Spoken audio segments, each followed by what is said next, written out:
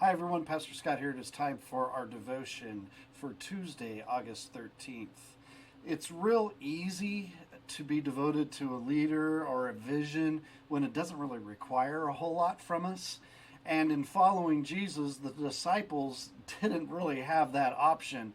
They were called to follow Jesus in difficult circumstances. It's what we were looking at in our sermon this last Sunday. Follow me, I will make you fishers of men.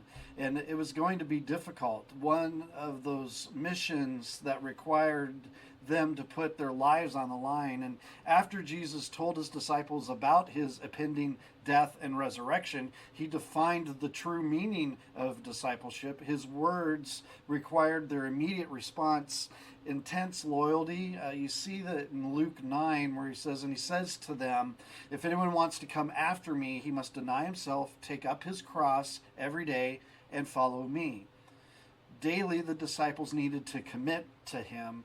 The kingdom he was ushering in, the possibility of facing death, was a possibility within that.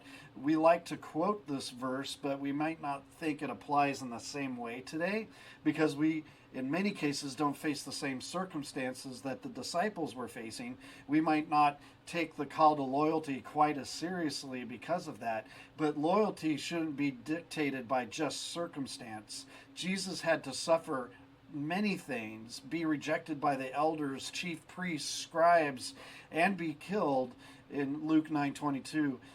All of that necessary to reconcile us to God. His sacrifice was incredibly costly. The grace extended to us was a grace that came at a phenomenally great price.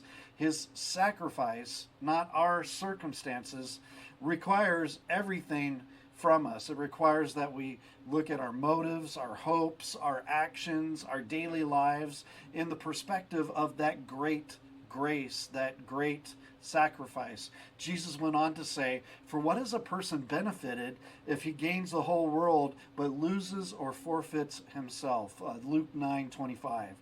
The gospel changes everything, and it speaks into every area of our lives. It requires us to deny our own interests. It requires us to take our cross up daily and follow him. Let's follow him every day of our lives. So